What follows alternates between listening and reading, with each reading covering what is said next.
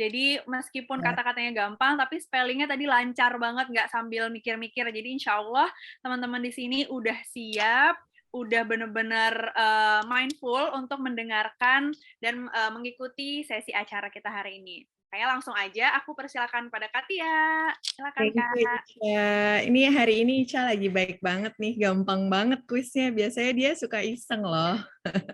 Masya Allah, kita mulai ya teman-teman. Bismillahirrahmanirrahim. Rabbi sholli sodri wa yassir li amri wahlul 'uqdatam min lisani yafqahu qawli. Assalamualaikum warahmatullahi wabarakatuh, teman-teman kami people semua.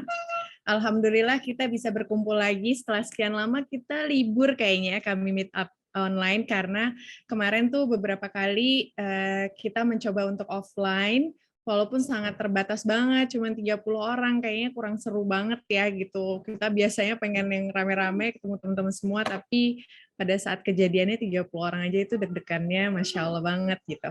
Nah, seperti teman-teman ketahui ya, ini judul kita hari ini adalah dilema PTM saat kasus Omikron meningkat gitu.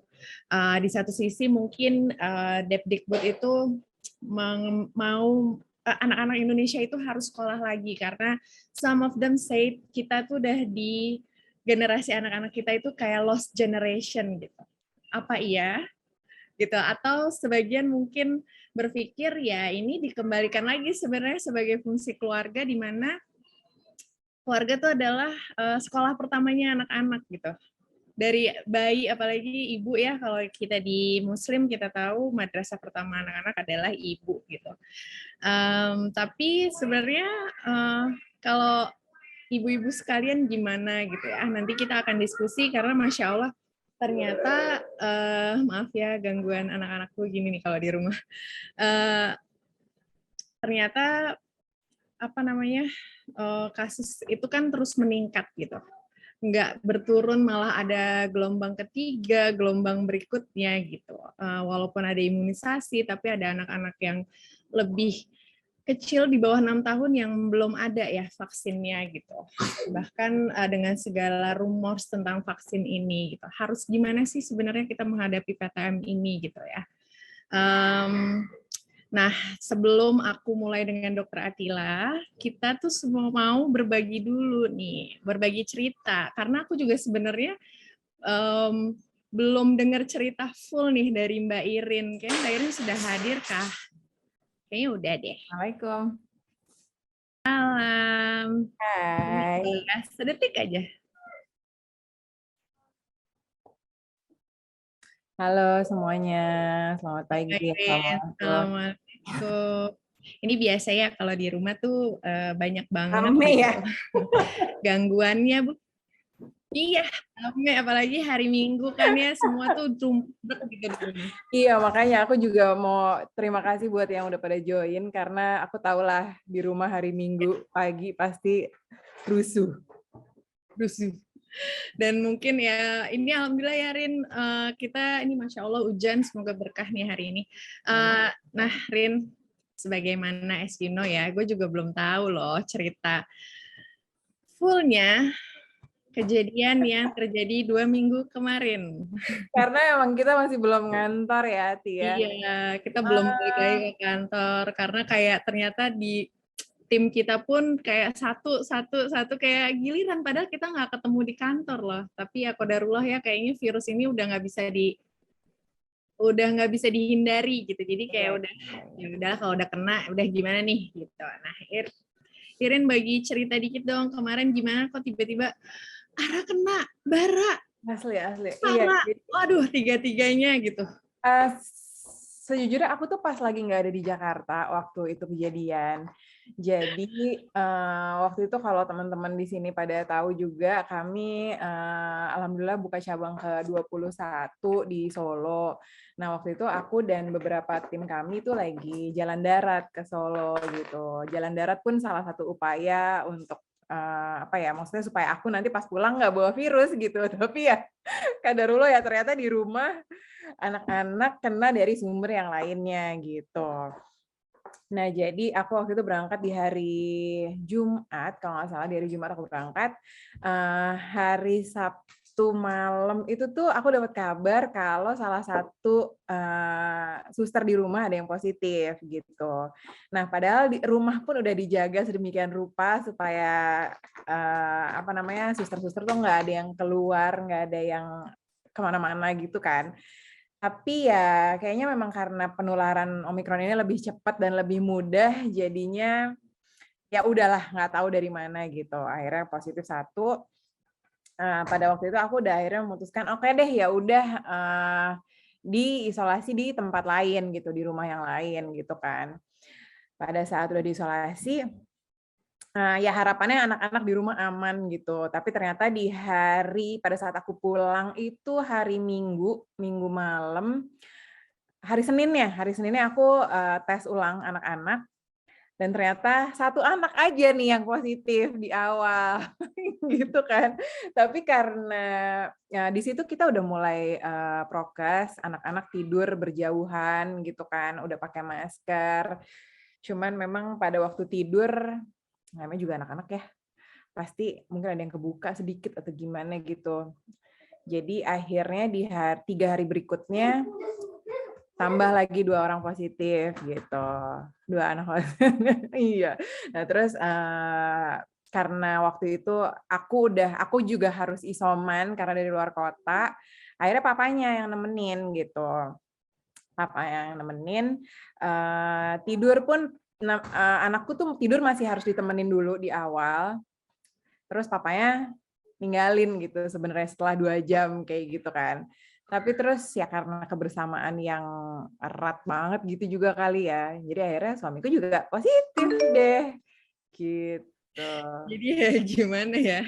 Iya, tapi alhamdulillah banyak teman-teman juga kan ya yang dan alhamdulillahnya ini udah pada tahap ketiga pandemi, jadi kita udah bisa dibilang hafal nggak sih, Ti? Gitu, kita kayak harus ngapain gitu kan. Jadi kebetulan waktu itu as ibu, panik nggak sih? Lo lagi di luar kota loh. lagi di luar kota, heeh. Nah, kebetulan Apa udah kayak Irin tuh soalnya orangnya gitu, teman-teman. Jadi kalau udah dihadapkan, dia ya udahlah, mau gimana lagi. Bisa nggak marah gitu sama orang juga, karena kayak udah, ya udahlah gitu. Karena kalau misalkan teman-teman yang tahu aku di sini, aku menjaga banget ya, insya Allah gitu. Karena maksudnya kalau misalkan tanggung jawab sama teman-teman di kantor tuh kan berarti tanggung jawab ke ibunya juga gitu kan ya, ke orang tuanya mereka gitu. Jadi aku berusaha jadi salah satu yang menjaga gitu, dan tapi ya ketika kena ya udahlah mau gimana lagi gitu kan, hadapi aja. Terus kebetulan ya banyak teman aku juga yang langsung support lah luar biasa gitu, dari mulai ngirimin sanitizer yang banyak banget gitu, masker. Terus waktu itu yang udah aku siapin di rumah kayak termometer dan yang lainnya itu kan dari awal pandemi sebenarnya udah ready tuh ya di rumah. Oximeternya kebetulan rusak karena buat mainan sama anak-anak. Nah itu juga di awal positif, teman-teman pada kirimin gitu. Jadi ya rasanya karena banyak support juga, dan kebetulan pada saat pandemi yang sebelum-sebelumnya, yang kedua dan yang pertama itu aku banyak masakin teman-teman yang positif gitu, teman-teman dan saudara yang positif. Jadi ya kurang lebih udah bisa tenang lah, Ti, gitu.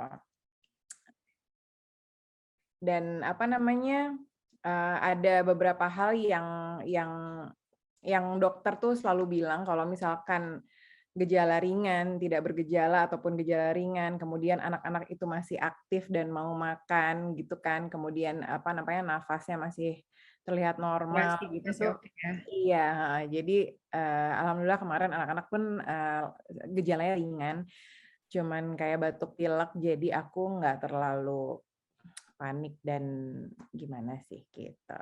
Nah, kalau kayak ini ya, Irin as a person yang ibu dengan 3 anaknya udah kena semua. Dan setahu aku kan Bara sama Tara itu udah di usia sekolah ya. Iya. What you gonna do?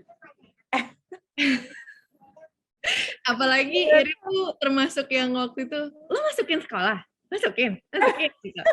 Teror kayak udah anak-anak orang sih udah kayak anak dia juga, sebenarnya itu alhamdulillah ya. Cuman kalau dia udah teror tuh lebih dari emak kita guys gitu. Jadi kalau menurut Irin, Oke. lo akan masukin nggak sih gitu anak-anak ini ke sekolah, atau oh tunggu deh pro ke sekolah kayak gimana sih, atau coba deh sekali deh nih gimana sih di sekolah gitu. Oke. Jadi sebenarnya aku emang salah satu yang apa ya, yang sangat menjaga ya, kapan mau menyekolahkan anak gitu. Nah, jadi waktu pandemi yang aku lupa tuh yang pertama atau yang kedua ya, tahun lalu di bulan puasa, itu justru aku nyekolahin karena menurut aku pada saat, anak-anak berpuasa, titik kritisnya tuh sangat berkurang gitu, karena anak-anak nggak makan di sekolah kan ya. Jadi salah satu titik kritisnya waktu itu pada saat anak-anak sholat zuhur. Tapi alhamdulillah pada waktu pandemi yang tahun lalu itu anak-anak memang jam sekolahnya dikurangi gitu. Jadi sebelum sholat zuhur Bara dan Tara udah pulang gitu kan. Nah di gelombang yang ketiga ini kebetulan memang sekolahnya Bara dan Tara itu menerapkan kebijakan untuk full bersekolah gitu kan. Jadi sebenarnya aku untuk tetap tenang sih aku mengacu ke peraturan dari pemerintah dan ID aja sih gitu. Kira-kira dokter nih menyarankannya seperti apa sih gitu kan ya. Jadi aku gitulah selalu WhatsApp-an aja sama dokter, "Dok gimana ya? Anak-anak baiknya sekolah nggak ya?" Aku kayak gitu sih tetap gitu. Atau nggak tanya ke teman-teman gitu, kayak kalau sekolah teman-teman tuh anak-anaknya seperti apa gitu. Nah jadi kalau misalnya dan aku selalu ngobrol juga sama pihak sekolah, kira-kira penerapannya seperti apa gitu. Nah waktu itu di sekolah anak-anak itu menurut aku titik kritisnya masih ada, yaitu di jam snack karena nggak puasa kan ya. Jam snack, jam makan siang, dan pada saat wudhu. Karena kalau misalkan anak-anak wudhu kan bukan yang rapi, teratur, jaga jarak. Iya kan, itu airnya ya kan. Iya, bikin deg-degan banget. Jadi, tapi somehow kalau misalkan anakku yang paling besar itu udah bisa dikasih tahu, Bara wudhu duluan aja ya sebelum teman-teman, itu tuh bisa kayak gitu. Jadi aku tetap sekolahin ketika, kapasitas sesuai sama peraturan sih. Ketika misalkan, 50% dari kelas, aku sekolahin, tapi ya itu dia dapet cerita dari anak-anak kalau, "Mah, aku tadi makan siangnya sendirian di pinggir lapangan basket." Ya udah nggak apa-apa ya, Nak, ya, yang sabar ya, gitu. Kayak gitu. Jadi ya alhamdulillah sih ketularannya kemarin bukan dari sekolah, tapi kalau sampai sekarang aku belum sekolahin lagi karena masih menunggu, 18 hari sih sebenarnya. Kemarin dokterku minta untuk, coba ada gejala lanjutan atau enggak, kayak gitu. Oke. Nah, nih ya, Rin, sekarang kita udah hadir nih Dokter Atila Dewanti. Mbak Atila. Selamat pagi. Halo, selamat pagi. Pagi. Pagi nih, dokter, terima kasih lo udah disempatkan waktunya, karena ternyata tadi pagi dokter habis RUPS dulu, Masya Allah. Masya Allah, Dokter Atila, terima kasih. Iya, senang banget aku diundang ke Kami People, ngobrol-ngobrol sama-sama di sini. Dok, aku tuh udah teror lama sebenarnya ke Dokter Atila, Dok mau dong ngobrol gitu, tapi akhirnya baru match waktunya sekarang. Ini dokter favorit kita semua ya. Iya. Dokter favorit anak-anakku juga yang bisa aku teror kayaknya. Tapi Dokter Atila nggak bosen di teror. Sebenarnya apa dong? Aku salah satu yang sama juga nih, Rin. Jadi kayak kemarin pada saat Januari ya, kita mulai PTM banget yang di peraturan itu 100% ya, Dok, gitu. Aku sempet banget WhatsApp Dokter Atila gitu. Dok, gimana ya si Abang belum vaksin yang kedua? Karena waktu itu pada saat vaksin kedua, Abang itu lagi kurang enak badan. Kata dokter nggak boleh gitu kan. Terus habis itu pada saat Aira belum masuk, anakku yang kedua belum masuk 6 tahun, jadi belum bisa divaksin.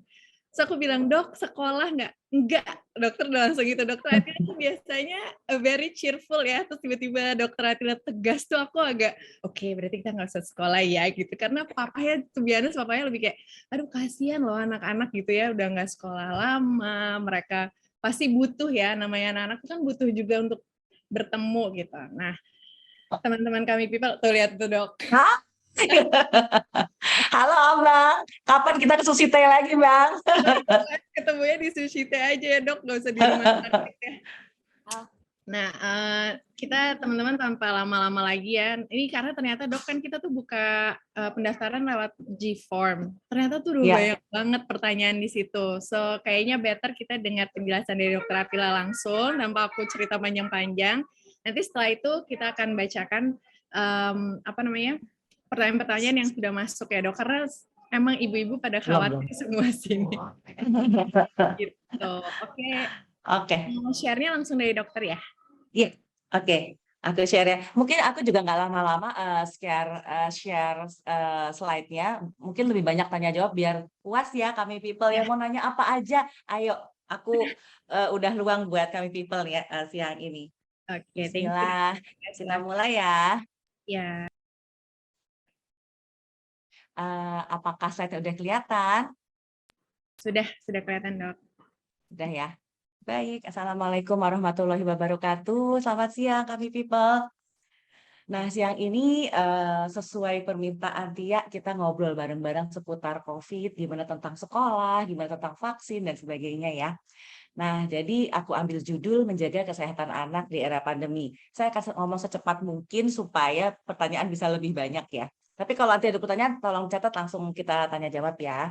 Oke. Jadi, kalau kita bicara tentang kesehatan anak nih, kami people, nggak lepas dari aspek-aspek yang dalam bulat-bulat kecil ini.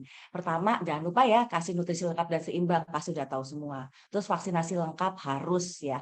Tidur yang cukup, ini ada tahapannya. Jadi, harus tidur yang nyenyak, bukan cuma tidur-tidur di kamar, suruh masuk kamar, terus dia nggak tidur main, itu enggak. Jadi, dia harus benar-benar tidur. Kalau bisa sih, tidur siang setengah jam udah cukup, tapi yang benar-benar berkualitas. Kenapa? Karena dengan tidur cukup tuh tubuh kita merestorasi sel-sel yang udah rusak. Jadi ketika kita aja deh kalau kita udah tidur sebentar bangun kan udah enak ya, seger. Demikian juga anak-anak, mereka harus tidur yang cukup. Kemudian jangan lupa lingkungan yang bersih dan sehat. Kasih sayang orang tua udah pasti dong ya, kita pasti sayang banget sama anak-anak kita. Dan yang suka kelupaan, satu lagi nih, aktivitas fisik dan bermain. Jadi jangan gara-gara pandemi kan nggak boleh kemana-mana. Maka kita ketakutan kita kurung si kecil di rumah, dia akhirnya cuma main gadget aja, itu juga nggak boleh. Jadi kasih kegiatan bermain di rumah.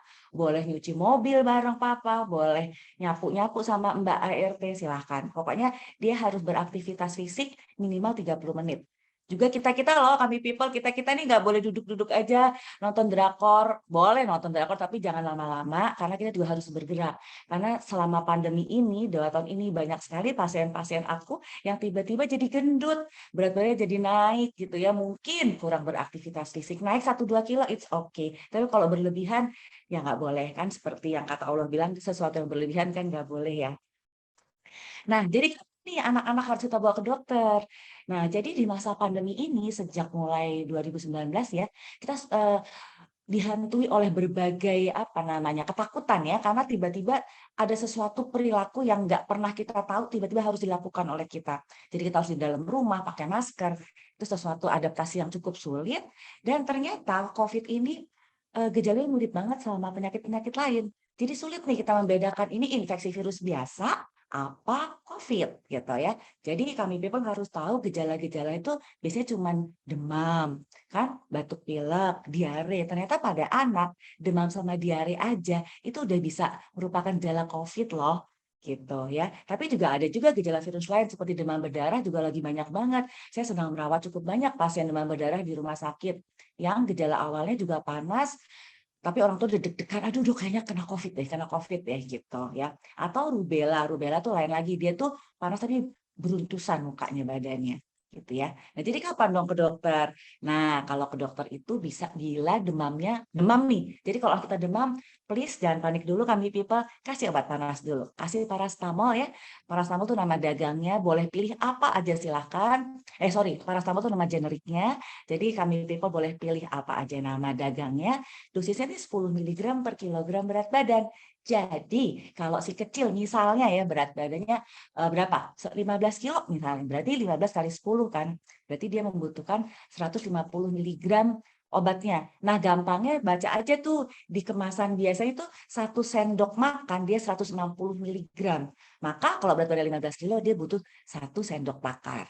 Itu gampangnya ya. Jadi pokoknya ingat aja 10 mg per kilogram berat badan itu untuk obat panas. Nah, kalau dia udah dikasih obat panas dia turun, ya kita mungkin nggak usah khawatir dulu. Kalau anaknya masih lari sana lari sini masih gembira, kita masih aman. Tapi nih kalau tiba-tiba dia demam, naik turun, nggak jadi minum obat turun 2 jam, naik lagi tinggi lagi, apalagi kalau udah lemes atau ada diare atau muntah yang berkepanjangan, mungkin sebaiknya ke dokter. Ke dokter sekarang juga enak kan, nggak usah bisa ke rumah sakit langsung, tinggal chat rumah sakit untuk mengadakan konsultasi online. Itu sudah akan lebih membantu sehingga kita lebih tenang sebagai parents di rumah.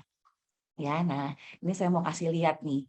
Jadi kita kan hari ini ngomongin COVID ya. Jadi saya tadi tuh sambil nyari, aduh kasus COVID datanya berapa ya dari kompas.com nih. Jadi saya dapat ternyata nih menurut Ikatan Dokter Anak Indonesia dia tuh naiknya berkali-kali lipat. Januari tanggal 24 aja kita baru 676 COVID kasus pada anak, masih sedikit banget. Tapi seminggu kemudian 31 Januari langsung naik berlipat-lipat menjadi 2.700. Ini yang terdata ya. Belum lagi yang mungkin kita merasa dia nggak apa-apa padahal dia COVID. Minggu depannya 7 Februari udah 10 kali lipat dari yang sebelumnya. Jadi dia bermultiplikasi cepat banget. Itu 7 Februari loh. Sekarang kita posisi sudah di akhir Februari. Katanya sudah semakin banyak. Dan memang saya kebetulan lagi bekerja di rumah sakit merasakan tiap hari itu pasien yang konsultasi online bisa berpuluh-puluh. Jadi benar-benar sampai malam. Karena kasihan kan kami people orang papa mama udah deg-degan, aduh gimana nih mesti ngapain, karena ke rumah sakit juga nggak bisa kan kalau udah COVID.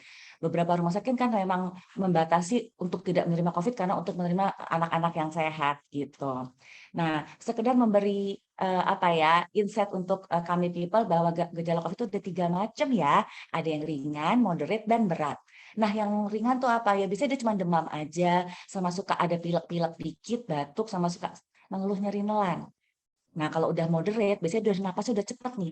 Jadi kami people hitung napas anak kita kalau dia demam atau dia batuk. Kisarannya tuh 40 kali per menit ya. Normal itu 20-30. Jadi kita hitung aja napasnya gitu. Kalau dia cuma 20-30 kita tenang. Tapi kalau dia udah kayak terengah-engah, apalagi hidungnya udah kayak ikan yang menggelepar kalau kita angkat dari air, nah itu namanya nafas cuping hidung, hati-hati. Itu mungkin masuk moderate, karena kalau udah moderate nggak bisa dirawat di rumah lagi, harus cari rumah sakit. Dan saat ini rumah sakit susah banget, lagi penuh banget untuk anak-anak yang kena COVID. Jadi gimana dong supaya nggak sampai ke moderate? Nah, nanti clue-nya adalah kita kenali gimana panas yang gimana ke dokter, makin dini kita ke dokter, makin dikasih obat lebih cepat sama dokter, insya Allah sih kalau mild biasanya 5-7 hari sudah membaik dengan dibantu dengan obat-obatan tertentu. Ya, ini yang berat mungkin itu urusan dokter ya, nggak usah tahu. Pokoknya kalau udah di atas 40 kali per menit napasnya, kemudian dia udah cengap-cengap, nah itu ke dokter WA atau konsultasi online ya. Nah, jadi gimana nih? Pasti kami people pengen tahu. Jadi kapan dong kapan nih tes antigennya atau swab PCR kalau misalnya ada gejala? Ya udah, jadi kalau memang sekarang nih saat ini kita kebijaksanaan dari Ikatan Dokter Anak Indonesia berubah setiap saat karena Omikron ini berbeda dengan Delta dan Alpha ya. Jadi dia ini misalnya ya satu orang sakit nih kena di rumah, misalnya sering banget dibawa oleh ART yang bolak-balik, jadi mungkin masih keluar rumah, atau pasienku banyak juga dapat dari suster yang baru pulang kampung. Nah itu biasanya tuh kadang-kadang mereka nggak sengaja membawa, bukan salah mereka, cuman mereka mungkin nggak sengaja membawa si virusnya. Nah kalau udah ada satu yang kena, biasanya dalam 2-3 hari serumah kena tuh, anak kena, papa mama kena, eyang kena. Atau juga banyak juga nih yang suka, iya nih baru ketemu eyang, kemarin baru makan-makan, eyangnya kadarullah positif dok. Nah jadi nggak sengaja juga tuh eyang menularkan kepada cucunya. Jadi saat ini kalau memang ada keluhan nih, aku udah tulisin ya, kalau ada demam atau meriang, batuk, hidung tersumbat, hilang penciuman. Sekarang nggak ada ya, kalau Omikron nggak pakai hilang penciuman ya. Tapi kalau Delta juga masih ada beberapa, dia tetap keluhannya hilang penciuman. Cuma ada mual, muntah, diare, sesak nafas, nyeri badan juga harus diperiksa ya, karena itu juga salah satu gejala dari virus. Sakit kepala nih, anak-anak yang udah gede nih, yang udah 8-9 tahun mengeluh sakit kepala banget. Dan paling sering sakit tenggorokan ya. Terus ada riwayat kontak erat dengan orang positif COVID. Ya, nah ini dia. Kalau kontak eratnya kurang dari 1,5 meter, lebih dari 15 menit, mendingan tes aja deh. Takutnya jadi OTG. Karena kalau OTG kita nggak sengaja, kitanya nggak apa-apa, tapi kita membawa kuman untuk seluruh isi rumah. Atau kontak erat, dia berjarak 1-3 meter. Biasanya kalau makan-makan bersama nih, terus kita nggak menggunakan masker. Iyalah, kalau makan pakai masker nggak makan ya, kami people ya. Jadi hati-hati nih kalau kita makan bersama. Nah, ya, kemudian saya lanjut. Nah, jadi kalau ternyata gejalanya mild, kalau kata dokter ya udah ini gejalanya mild kok, di rumah aja. Karena terus terang rumah sakit sulit sekali saat ini, maka saya memberikan ada protokol isolasi mandiri dari Ikatan Dokter Anak Indonesia ya. Nah, jadi jangan lupa tetap tinggal di rumah, nggak berinteraksi dengan tetangga sekitar, pakai masker ya selama isolasi mandiri, jaga jarak lebih dari 1 meter dengan orang lain. Terus kalau bisa gunain kamar terpisah deh. Jadi benar-benar misalnya anak kita kena, ya udah dia di satu kamar. Tapi kalau anaknya kena, ayah bundanya kena, ya udah bareng aja, nggak apa-apa ya. Terus satu lagi yang paling penting itu cuci tangan dengan sabun dan air mengalir, bukan dengan tisu basah ya. Karena dengan cuci tangan ternyata efektif banget untuk memutus penularan si rantai COVID ini. Jangan lupa etika batuk, walaupun sama-sama positif, tetap kalau batuk ajarkan untuk menutup mulut. Karena ketika batuk, itu virus dari dalam tubuh akan keluar menyemprot ke seluruh ruangan. Jangan lupa pantau ya gejala atau keluhannya, ukur suhu tubuh pagi dan sore, dan satu lagi beli saturasi oksigen. Nggak mahal, 70.000 atau sekitar segitu ya, tapi penting banget karena kita bisa melihat dari situ secara kasat mata oksigennya cukup apa enggak nih di tubuh anak kita. Gitu. Pantau laju napas ya. Jadi ukur selalu pagi sore napasnya berapa kali per menit. Di bawah 40 kali insya Allah aman. Tapi kalau udah di atas 40 segera ke dokter atau ke rumah sakit terdekat. Terus kalau yang masih punya baby, boleh loh. Kalau misalnya kita kena COVID, tetap kasih ASI tapi pakai masker ya. Jadi ASI tetap boleh diberikan kepada bayinya. Terus kasih makanan yang bergizi. Biasanya Omikron ini anak-anak tetap mau makan. Jadi disitulah saatnya kita kasih makan. Mau makan apa aja boleh. Mau beli ini, mau beli itu buat dia silahkan. Karena dengan makan bergizi yang cukup, maka insya Allah daya tahan tubuhnya makin terbentuk, COVID-nya cepat pergi. Ya, dan berjemur. Jangan lupa nih, berjemur ini kita memerlukan untuk vitamin D-nya. Jadi tiap pagi bareng-bareng sama kita berjemur. Nggak usah lama-lama ya. Biasanya sih yang ideal tuh 20 menit aja di antara pagi nih, antara jam 8 sampai jam 9. Tapi kalau terik matahari, misalnya, saya mau jam 11 aja, katanya jam 11 bagus. Boleh, nggak apa-apa. Tapi jangan lama-lama, 5-10 menit aja ya. Karena jangan lupa loh, ada efek karsinogenik. Jadi paparan matahari, kalau udah siang hari itu bisa ada efeknya untuk menyebabkan jadi kanker kulit. Jadi hati-hati. Tapi buat kita nih, kami people yang kita sudah memakai baju tertutup, kemudian memakai hijab, itu juga salah satu barrier. Jadi kalau kita berjemur dengan pakaian seperti ini kurang optimal. Jadi sebaiknya sih kalau bisa, misalnya di kamar ada yang matahari langsung, ya udah kita di kamar, kan nggak ada orang, kita buka baju seminim mungkin, pakai baju dalam aja, itu lebih efektif dibandingkan kita memakai baju lengkap tapi lama-lama di luar. Itu bariernya cukup banyak. Dan jangan pakai, buat kami people, kalau kita berjemur jangan pakai sunblock ya. Sunblock itu akan mencegah masuknya vitamin D ke kita. Begitu.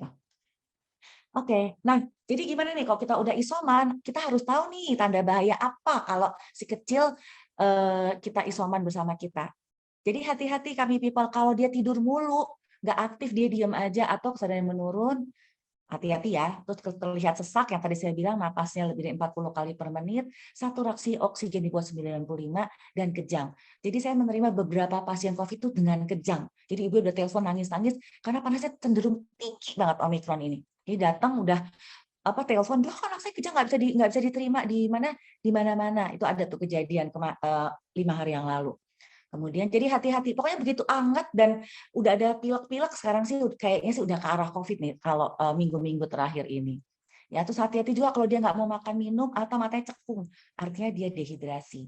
Satu lagi tanda dehidrasi adalah buang air kecilnya berkurang. Jadi yang biasanya kita tuh 4 jam sekali, kan kita anak-anak biasanya pipis ya. Tapi kalau dia nggak bisa pipis lebih dari 6 jam, nah hati-hati tuh, itu mungkin ada tanda-tanda dehidrasi.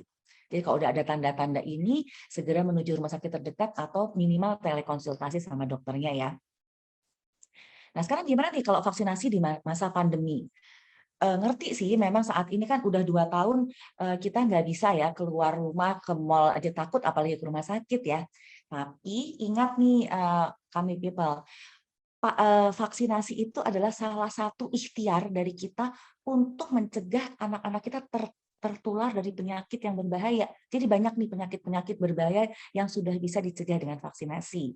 Nah, takutnya kalau kita nggak vaksinasi lengkap gara-gara COVID, takutnya nanti kalau COVID-nya selesai, timbul lagi nih penyakit-penyakit lain yang harusnya bisa diredam karena vaksinasi, tapi karena kita takut vaksinasi nggak lengkap kan, maka bisa timbul penyakit-penyakit itu. Contohnya sekarang udah ada penyakit difteri lagi nih. Jadi difteri itu gejalanya batuk juga, kemudian dia tertutup selaput di tenggorokan sama di hidungnya, bisa nggak nafas, bisa berakibat meninggal. Nah, itu sekarang sudah ada lagi di Jakarta sama Tangerang. Jadi please, kalau memang vaksinasinya belum lengkap, dilihat lagi ya, kami parents-nya, kami people dilihat. Kalau memang ternyata belum lengkap, datang deh ke rumah sakit. Sekarang sudah ada vaksinasi drive-thru. Jadi enak banget, nggak turun ke rumah sakit, dia tinggal bikin appointment. Nanti kalau saya sih biasanya saya udah nunggu di tempat parkir, janjian jam 2, udah nanti datang tinggal suntik, selesai langsung pulang. Tapi kan yang penting anak-anak udah terlengkapi vaksinasinya. Gitu. Jadi tolong dilengkapi lagi, cek lagi nih abis ini buku vaksinasinya, kalau ada yang belum lengkap, segera lengkapi. Nggak ada istilah, wah terlambat, nggak bisa nih, Bu, jadi harus diulang. Nggak ada kayak gitu. Jangan ya, nggak ada istilah harus diulang dari awal. Jadi kalau misalnya ternyata terlambatnya udah setahun, belum ya nggak apa-apa. Dilengkapi saja, tidak ada pengulangan. Jadi kita lanjut aja yang belum, yang mana kita lanjutkan. Gitu. Nah, bagaimana untuk vaksin COVID pada anak? Untuk anak di bawah 6 tahun, maksud saya ini, sorry, kurang nih. Jadi sedang dalam penelitian, insya Allah sih sebentar lagi akan rilis. Jadi mudah-mudahan kalau anak-anak yang lebih kecil divaksin, harusnya nanti udah bisa sekolah tatap muka dengan lebih lama ya. Nah, kalau masker gimana? Ya wajib. Masker sih memang wajib ya. Di atas 2 tahun tuh wajib banget. Tapi kalau di bawah 2 tahun, kalau memang belum bisa pakai masker, pakai face shield minimal, mengurangi ya terjadinya paparan. Misalnya gini, si kecil atau ada orang nih yang kena COVID, bersin di sekitar si bayi. Kalau dia pakai face shield kan terlindungi dia. Tapi memang paling aman sih pakai masker. Tapi sekarang sudah ada loh beberapa masker yang bagus banget. Tapi mohon maaf aku nggak boleh ngomong, takutnya ntar aku disangka jualan. Jadi dia bagus banget tuh untuk baby di bawah 2 tahun ya, dia bagus banget, bahannya lunak dan anak-anak bisa suka. Gitu. Jadi nanti cari aja, karena memang anak-anak bayi udah bisa pakai masker tersebut ya. Tapi yang penting adalah cara terbaik melindungi anak adalah nggak mengajarkan anak keluar rumah. Jadi kita pengen ke mall, tapi jangan ngomong di depan anak kita. Ya tahan dalam hati aja, chat sama teman-teman aja. Karena kalau kita ngomong, ih bosen deh di rumah, nah si kecil denger tuh. Karena kita nih sebagai ibu, kita tuh panutan anak-anak. Dia peniru ulung. Apa yang kita kerjain, diikutin sama dia. Gitu.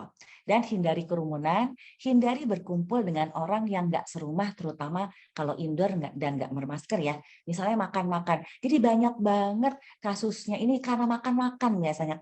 Ya ngerti sih, kita kan udah 2 tahun nggak ketemuan ya. Ketemuan sebentar makan-makan, atau kita ketemu foto, tapi kok pakai masker jelek, buka sebentar foto, gitu. Nah itu juga sangat riskan, sangat banyak penularan lewat situ gara-gara cuman foto bentar, buka masker, tutup lagi, tapi nggak sengaja pas buka masker misalnya haci gitu.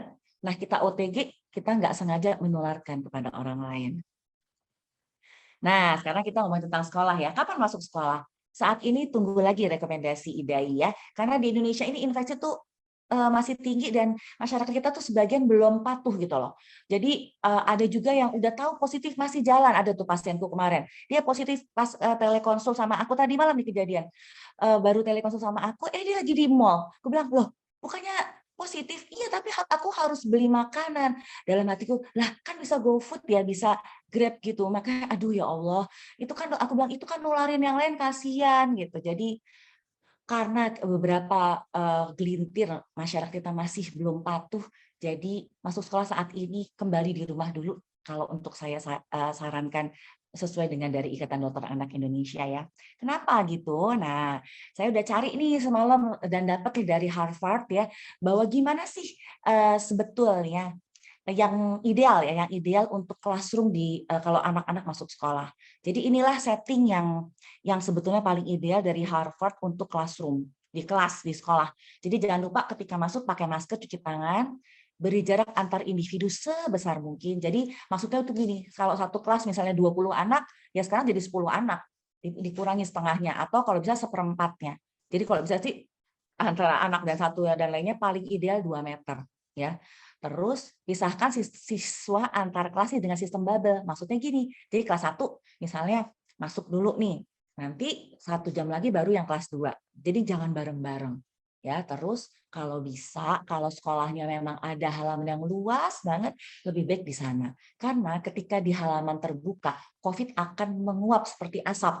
Gitu loh. Jadi ingat aja asap kalau dalam rumah, asap kan langsung berkelompok putih-putih gitu kalau kita tutup rumah kita. Begitu kita buka jendela, nah sama dengan COVID, begitu kita buka jendela, ketika di luar udara, dia akan terbang ke atas. Jadi angka penularan akan lebih sedikit kalau di udara terbuka. Jadi utamakan kegiatan belajar yang outdoor ya. Dan kalau memang setting sekolahnya udah nggak outdoor, misalnya dia tertutup, cuma jendela-jendela, maka terpaksa menggunakan air purifier jika perlu. Nah, ini yang tadi saya bilang, jadi di dalam kelas nih pakai masker terus, kemudian cuci tangan ya, jangan lupa jaga jarak, sistem bubble, dan yang penting nih, penggunaan barang, kalau bisa sih sendiri-sendiri ya, jadi udah bawa dari rumah nih, jangan sampai tuker-tukeran, karena dari situ juga nggak sengaja bisa menularkan si Omikron ini. Kalau gedung gimana? Ini sedikit aja ya, 2 menit terakhir nih. Jadi kalau untuk gedung, sistem ventilasi sangat penting. Jadi buka pintu dan jendela sebesar-besarnya untuk udara segar masuk. Kalau memang nggak bisa ya pakai air purifier dengan HEPA filter sesuai dengan ukuran ruangan ya. Jangan HEPA-nya yang kecil, ruangannya gede. Jadi ada tuh kalibrasinya dan ada ukurannya. Terus paling bagus nih ideal sih pakai pengukur CO2 ya, cuman agak mahal mungkin ya, ini kan sebagai ini yang idealnya ya. Dan di kamar mandi penting nih pakai exhaust fan, buka jendela, dan nggak ada kerumunan di kamar mandi, karena ternyata kemarin tuh ketika sekolah-sekolah buka ya itu dia, tadi juga ceritanya kan karena misalnya wudhu antrian nggak ngantri dengan benar, itu salah satu penyebaran dari COVID. Terus jangan lupa untuk staf di sekolah nih ada pelatihan, terus ada ruangan khusus ya kalau memang ternyata ada yang ternyata positif maka segera isolasi dan disegera pulang. Ya ini sih mungkin nggak terlalu penting ya untuk kita ya, ini untuk orang tua POMG dan sekolahan.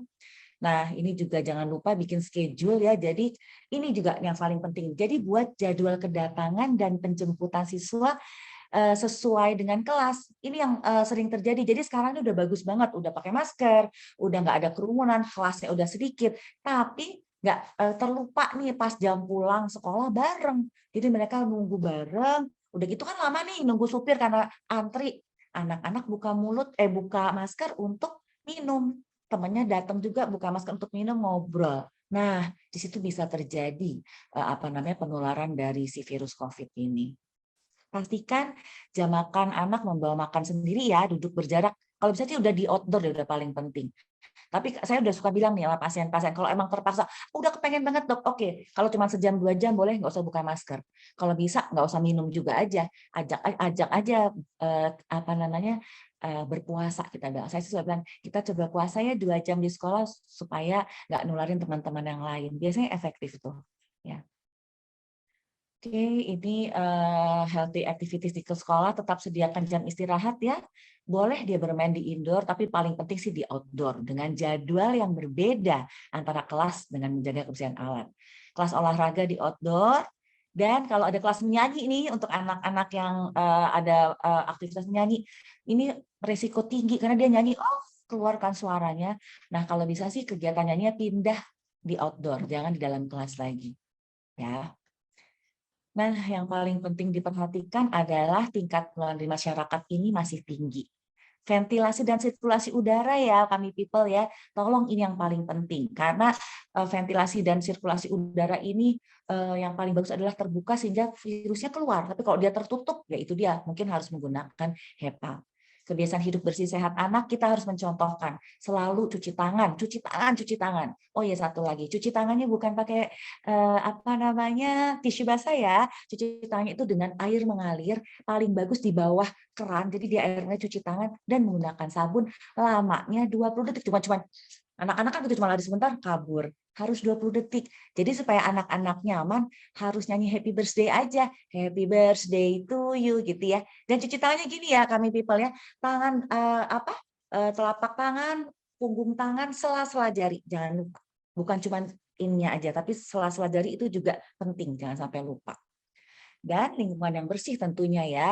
Dan ingat nih, jangan sebetulnya virus ini yang utama bukan dari permukaan benda loh penularannya. Jadi nggak usah terlalu panas semprot. Ada tuh pasienku lucu deh kalau datang, maaf nih dokter, dia semprot semuanya.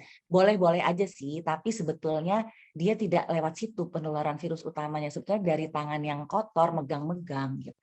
Lebih penting cuci tangan. Ini kebijakan sekolah mungkin nggak perlu. Baik, terima kasih kami people. Semoga bermanfaat. Dan mungkin kita mulai langsung tanya jawab ya, Tia ya. Iya boleh Terima dok. kasih. Terima kasih. Ini sebenarnya kayaknya slide-nya Dokter Atila udah lengkap banget ya teman-teman. Tadi kayaknya ini banyak nih dok sebenarnya pertanyaan yang udah kejawab sama slide-nya dokter. Tapi ada beberapa gitu. yang menurut aku ini lebih ini ya, yang aku juga pengen tanyakan karena kemarin banyak banget di Instagram tuh kan sekarang banyak banget ya dok info-info tentang COVID gitu ya. Nah ini dia menanyakan dampak setelah terinfeksi virus Omicron pada anak tuh apa? Dan aku mau menambahkan dikit ya dok, kalau kemarin kan di orang dewasa itu ada juga yang namanya long COVID ya katanya gitu. Nah itu apa dok? Itu apakah di anak tuh juga ada gitu long COVID itu? Atau misalnya long COVID itu terjadi pada saat misalnya kita nggak ngeh anak itu COVID karena saking mildnya terus udah berlalu aja 5-7 hari itu, apakah itu terjadi itu atau memang ada gitu dok? Oke, terima kasih pertanyaannya ya. Jadi bagus banget nih pertanyaan tentang long COVID. Jadi long COVID itu ada pada anak, ada banget ya. Jadi long COVID itu apa sih? Long COVID itu adalah jadi COVID yang berkepanjangan istilah bahasa Indonesianya. Jadi biasanya kan anak-anak itu yang mild itu sembuh dalam 5-7 hari. Biasanya insya Allah udah negatif. Tapi ada beberapa sampai 2 minggu masih aman. Karena beberapa anak gini, jadi anak tuh beda-beda. Kami people, daya tahan tubuh masing-masing anak berbeda dan mereka punya penyakit dasar yang berbeda ya, ada yang alergi, ada yang asma, ada yang kejang demam, itu macam-macam. Nah, jadi beda-beda obatnya. Jadi ada juga teman-teman yang mungkin malas ke dokter atau udah panik cuma telepon, obatnya apa nih anak gue sakit nih gitu kan. Oh udah lo minum ini aja. Nah, itu sebenarnya nggak boleh karena anak beda banget reaksi terhadap obat tersebut. Mungkin kalau vitamin masih oke lah ya, vitamin C, vitamin D itu penting juga. Boleh kalau misalnya ditelepon, dia udah lo kasih 1 tetes atau 2 tetes itu masih aman. Tapi kalau kembali ke obat-obatan, sebaiknya nih kami people jangan mengikuti teman. Karena salah satu penyebab long COVID itu terapi yang salah gitu loh. Jadi karena ikut-ikut teman, udah lo minum ini gitu kan. Nah itu kita minum aja terus kita lupa nih untuk konsultasi ke dokter. Nah jadi akibatnya dosisnya nggak tepat untuk si kecil nih. Karena dosisnya nggak tepat, misalnya harusnya 1 gelas air, kita contoh ya. Tapi karena dari teman bilang setengah gelas, maka kumannya nggak mati, matinya jadi lebih lama. Nah itu akibatnya salah satunya bisa menjadi long COVID. Jadi long COVID itu terjadi kalau dia lebih dari 3 minggu pada anak. Si long COVID itu gejalanya macam-macam, bisa batuk-batuk terus, paling sering sih diare ya. Jadi pasienku suka ngeluh, aduh dok, anaknya sakit perut guling-guling. Nah hati-hati kalau udah kayak gitu, berarti mungkin memang dari long COVID atau cek lagi, oh iya jangan-jangan belum konsultasi ke dokter misalnya. Gitu Tia, salah satunya. Tadi pertanyaan pertama apa ya? Aku lupa. Ada itu nggak sih dok dampaknya gitu? Oh ya, itu dampak. Jadi dampaknya kalau nggak kita obati dengan baik si long COVID bisa berakibat panjang. Jadi dia nanti bisa batuk-batuk terus ada nih. Tapi biasanya sih memang dengan komorbid ya. Jadi komorbid itu kami people, komorbid itu adalah penyakit lain yang ada di tubuh si kecil ya. Jadi misalnya beberapa pasien aku tuh ada yang epilepsi misalnya ya, atau ada yang sindrom nefrotik itu jadi kena ginjalnya ada kuman, kemudian jadi anaknya suka bengkak kalau pagi hari.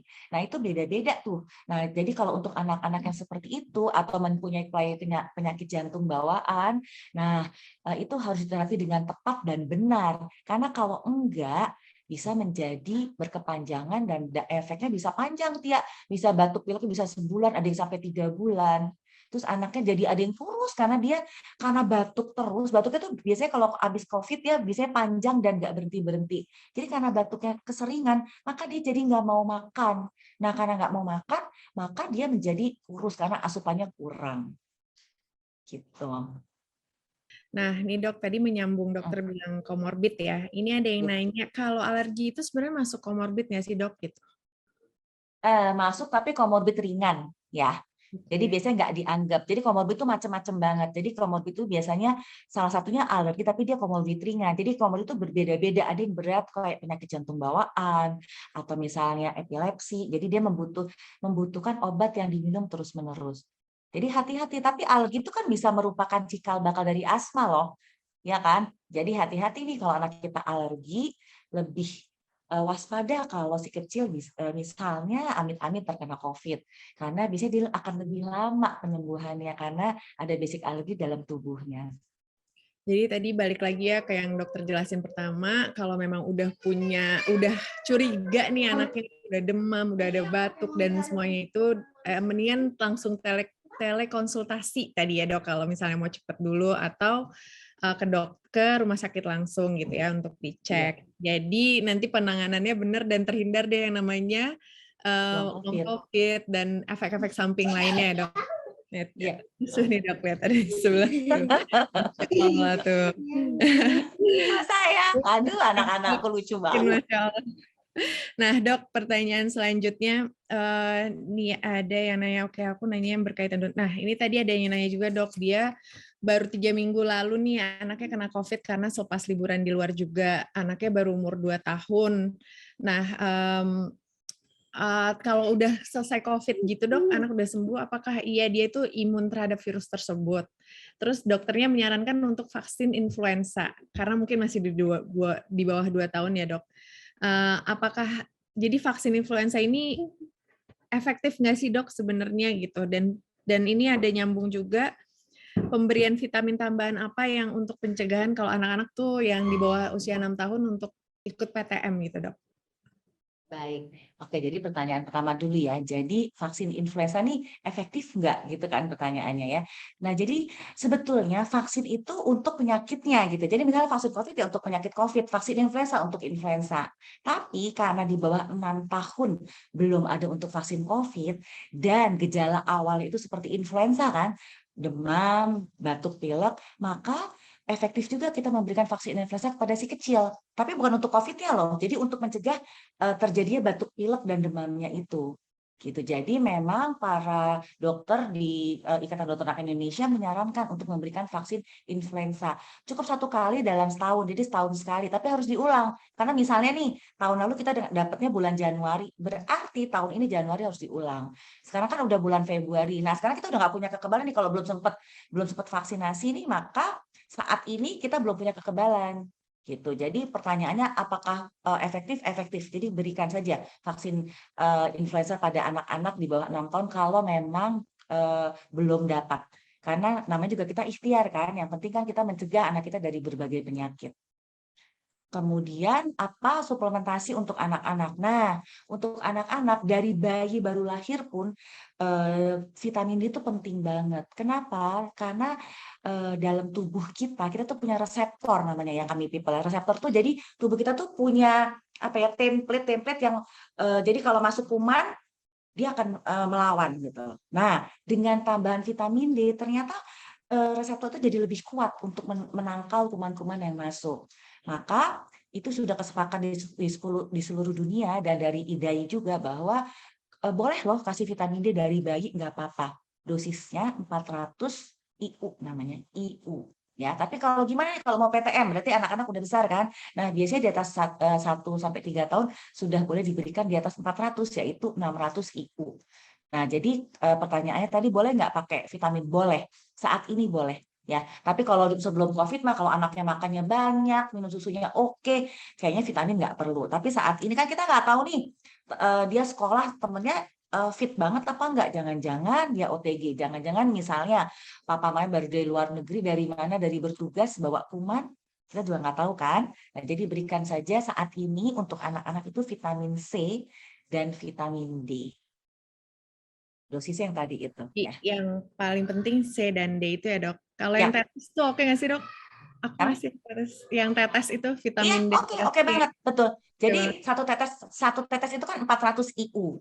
Jadi kalau misalnya di bawah 1 tahun boleh 1 tetes, tapi kalau udah segede-gede anakmu boleh 2 tetes sehari. Oke, baik. Gitu. Ini ada yang nanya juga dok, kalau misalnya kan kita di rumah nih ya, terus ada yang terkena Omikron, terus kan kadang itu jadi kayak batuk pilek doang. Nah itu penyakitnya kan bisa jadi kayak muter di rumah ya dok. Itu mungkin nggak pasien pertama itu akan tertular lagi gitu? Atau karena dia sudah tertular itu dia punya imunitas yang lebih? Atau tetap mungkin nggak? Mungkin masih mungkin, tapi betul dia memang punya sudah sakit, biasanya dia masih punya imunitas. Tapi tergantung di masing-masing anak kan, yang saya bilang tadi dia punya latar belakang yang berbeda. Yang tadi ada komorbidnya, misalnya dia punya dasar alergi, biasanya dia lebih sensitif, dia lebih gampang kena lagi. Gitu. Jadi kalau ditanya mungkin saja, tapi kemungkinan memang tidak terlalu besar. Tergantung apa sih kecilnya. Kalau dia tidak punya alergi dan lain-lainnya, mungkin dia masih punya imunitas sekitar 1-3 bulan. Tapi udah gitu sih dia bisa ketularan lagi. Jadi sekarang udah mulai nih pasien-pasien aku kena COVID yang kedua. Gitu. Udah mulai nih, jadi bisa berkali-kali dan lebih parah loh. Jadi kasihan deh kemarin ya itu pasienku salah satunya yang kejang itu karena dia sudah yang kedua kali. Gitu. Tapi memang jadi ibunya udah aku bilang pokoknya kalau udah demam cepet kasih obat panas ya, aku bilang. Nah ini ibunya tipe yang nggak mau kasih obat, jadi dia kasih minum dulu, tapi namanya penyakit kan tiba-tiba langsung 41 dia langsung kejang. Jadi saran aku untuk kami people di rumah, nggak apa-apa loh pemberian paracetamol itu aman banget asal dosisnya 10 mg per kilo. Dia dosis toksik, dosis maksimal itu 2 gram per hari. Jadi kurang lebih itu 1 botol aja nggak sampai 2 gram. Kalau misalnya nggak sengaja dia ketenggak gluk 1 botol obat panas itu juga masih aman. Jadi nggak apa-apa. Paling kan kita minumnya 1 sendok atau 2 sendok kan. Jadi itu sangat aman daripada amit-amit kecolongan kayak pasienku itu. Karena dia nggak meminum obat, tipe yang dikompres-kompres, direndam, dimandi dulu pakai air hangat, naik panasnya langsung jebret dan kejang. Kalau udah kejang, panik kan kita kan dan susah. Dan karena anak itu positif COVID, maka dia nggak dapat rumah sakit. Kasihan loh, itu cerita aja dia nggak dapat rumah sakit. Jadi ya udah terus-terusan telepon terus sama aku. Tapi kasihan loh, dia panik banget sampai nangis-nangis tuh si ibunya karena kejang di depan mata dan nggak bisa ke rumah sakit, sedih banget kan. Ya karena kayaknya kalau infeksi zaman sekarang nggak bisa kayak dulu ya dok. Aku juga inget dulu waktu abang kecil, which is 9 tahun yang lalu ya, kalau misalnya tanya ke dokter, ini demamnya udah berapa lama gitu. Kayak baru 2 hari tuh sama dokter, enggak apa-apa, udah santai dulu, santai gitu. Kalau sekarang tuh kayaknya sehari aja udah kasih aja gitu ya dok ya. Betul, sekarang sih kalau udah sehari panas, udah kasih penurunan panas. Kalau dulu kan aku bilang udah banyak minum aja, ya kan? Iya udah kasih minum yang banyak aja dulu. Sekarang berbeda. Karena kita takut Omikron, terus terangnya takut COVID. Karena slightly dikit banget ya dok, tipis banget ya ininya, gejalanya bedanya. Nah ini ada Mbak Mutiara, kamu mau menanya langsung kah ke dokter Atila? Oke, Mas tolong di-unmute. Oke, udah bisa? Ya, silakan Mbak Mutiara. Ya, bismillahirrahmanirrahim. Assalamualaikum warahmatullahi wabarakatuh. Selamat pagi, Dok. Waalaikumsalam. Selamat pagi. Ya, izin bertanya ya, Dok. Saya sendiri di sini salah satu guru di sekolah dasar ya, Dok. Di sini murid-murid saya alhamdulillah sudah vaksin ke-1, vaksin kedua. Tapi saya galau sekali, Dok, untuk murid saya yang tidak diperkenankan atau diperbolehkan vaksin oleh orang tuanya. Bagaimana ya, Dok, agar bisa menyampaikan dengan baik untuk vaksinasi COVID ini agar orang tua pun bisa menyadari bahwa vaksin ini penting untuk anak, apalagi di kasus Omikron yang sedang meningkat ini, karena salah satu guru juga sudah ada yang terkena COVID juga, jadi kan sekolah juga lagi di PJJ-kan kembali, lagi di BDR-kan kembali. Gitu sih, Dok. Terima kasih. Nah, ada guru juga nih, Dok. Guru aja gak. Aduh. Salam kenal Bu Guru, senang deh ngobrol sama. Nah, itu adalah salah satu tantangan kita memang di Indonesia. Jadi sebetulnya ada beberapa kelompok anti vaksin ya. Padahal kita tahu vaksin itu kan sudah terbukti nih. Kita lihat ya, Bu Guru, waktu Delta atau Alpha sebelum ada vaksinasi itu parah banget kan? Ya kan? Iya. Kena COVID langsung meninggal. Kena COVID banyak banget keluarga. Kami keluarga dokter, ya Allah, Masya Allah, itu dokter-dokter tuh udah beratus-ratus yang meninggal karena COVID, karena memang tidak ada vaksin. Tapi begitu vaksinasi, kita lihat sekarang Omikron, memang penularannya tinggi, tapi alhamdulillah yang kematiannya tidak sesignifikan Delta. Jadi betapa sebetulnya vaksinasi ini salah satu ikhtiar kita untuk mengurangi tingkat infeksi yang lebih berat. Nah, masalahnya sekarang orang tua tuh sulit nih, memang sulit banget nih Bu Guru untuk meyakinkan orang tua yang tidak bisa divaksin. Tapi kalau saya biasa suka bilang gini, vaksin itu bukan untuk diri kita sendiri loh, gitu. Vaksinasi itu kalau kita nggak vaksin, berarti kita egois, karena kalau semua vaksin, insya Allah kan semua terlindungi. Tapi kalau anak kita satu nggak vaksin, nah itu bisa menjadi sumber penularan ke yang lain. Nah, mungkin kita bisa masuk dari situ, kita bilang bahwa ini bukan hanya untuk anak kita, tapi untuk kesehatan bersama. Gitu. Tapi memang Bu Guru, itu saya menyadari banget itu memang sangat sulit untuk mengajak orang yang nggak mau divaksinasi. Nah, kebetulan ketua Ikatan Dokter Anak Indonesia namanya Dr. Piprim tuh, Bu Guru, dia punya IG, dan beliau itu agamanya oke banget dan bagus banget untuk memberikan edukasi. Mungkin Bu Guru bisa deh ikut, namanya Piprim, Dr. Piprim. Piprim. Dokter Piprim, beliau juga kebetulan Ustadz, jadi enak banget cara penuh penyampaiannya, enak. Mungkin kalau Bu Guru susah, saya juga mungkin dia belum percaya ini siapa nih, saya nggak kenal, ngasih tahu gitu kan. Nah, tapi kalau Dokter Piprim kebetulan sekarang dia teman saya, kebetulan saat ini menjabat Ketua Ikatan Dokter Anak Indonesia ya, Ketua IDAI. Dan kemudian beliau juga kebetulan agamanya kuat, bagus banget latar belakang agama. Jadi mungkin Ibu bisa chat Bu Guru, Dr. Piprim oke banget. Nanti saya juga bisa bantu, kalau Ibu Guru mau saya bantu ke ngobrol dengan Dr. Piprim. Nanti mungkin bisa disiapkan waktu aja mungkin Bu Guru. Jadi kita bikin kayak Zoom gini. Nah, tapi dia harus ikut. Takutnya nanti udah kita bikinin acara gini dia nggak ikut, nggak nyampe juga ya pesannya gitu. Karena memang kita harus berkali-kali ngomong sama dia, dan mungkin kita ajak yang lebih expert dan lebih mumpuni kali. Begitu mungkin saran dari aku. Tapi jangan dimarahin ya Bu, karena makin kita pasti kesel. Tapi kalau kita makin marah, dia makin defense gitu. Terima kasih banyak Dok atas sama-sama. Semoga lancar-lancar PTM-nya. Orang tua yang berbagai jenis ya Bu Dokter, Masya Allah deh nih. Kalau udah orang tua kan tiba-tiba bisa jadi macan gitu ya Dok. Betul. Sehat Ibu Guru. Nah Dok, terima kasih. Sama-sama. Dok, ini pertanyaan lagi. Kalau vaksinnya udah 2 kali, terus nggak apa-apa nggak sih sekolah tuh full day dengan kapasitasnya 50%? Nah, terus ada nih nyambung dikit ya Dok. Ya. Ini halo dokter favorit aku. Halo. Kalau nanti Omikron udah mereda, anak mau ikut PTM, itu ionizer itu tuh sebenarnya ngaruh nggak sih Dok untuk ya ikhtiar kita ya? Dan baiknya masker itu 2 lapis atau gimana Dok gitu? Karena kalau di sekolah anakku tuh kalau yang biasa harus 2 lapis ya Dok. Tapi kalau misalnya kita kasih mereka yang KN95 atau KF94 ya, 94. Itu nggak apa-apa. 94. Satu lapis aja. Nah itu baiknya gimana Dok? Baik. Kalau jadi pertanyaan kedua dulu. Silakan. Jadi KN tuh sebetulnya ada 2 ya. Kalau yang 95 tuh agak kerap banget. Biasanya anak-anak nggak kuat.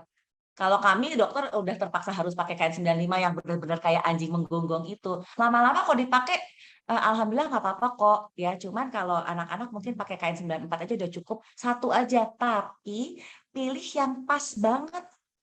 Aduh, aku nggak boleh nyebut merek sih ya. Jadi ada tuh mereknya tuh bagus banget, dia benar-benar di sini nih. Jadi harus dari sini nutup ke sini sama di sini. Hati-hati. Sering banget dari sini yang nggak ketutup.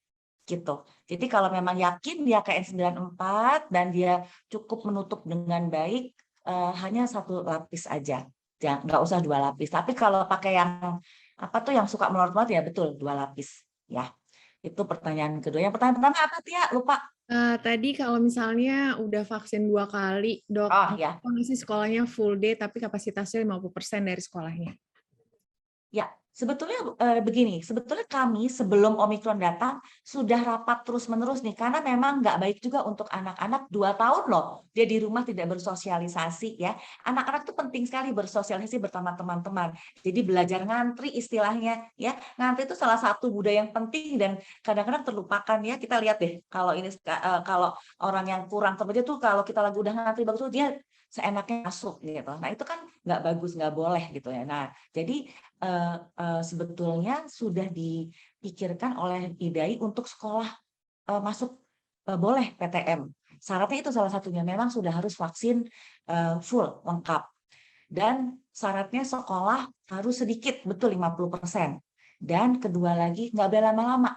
Jadi sistem bubble. Jadi yang harusnya misalnya 4 jam, kita waktu itu mengajarkan boleh tapi separuhnya aja. Jadi sekarang tuh terjadi tuh. Jadi sekolah cuma 2 jam pulang ke rumah lanjutkan gitu. Nah itu sebetulnya boleh, tapi semuanya harus sudah vaksin lengkap. Masalahnya saat ini adalah mungkin anak kita sudah lengkap, tapi ada beberapa yang belum lengkap, bahkan mungkin kayak tadi kasusnya si Bu Guru nggak mau divaksinasi.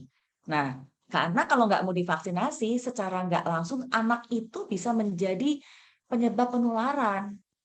Itu yang repot.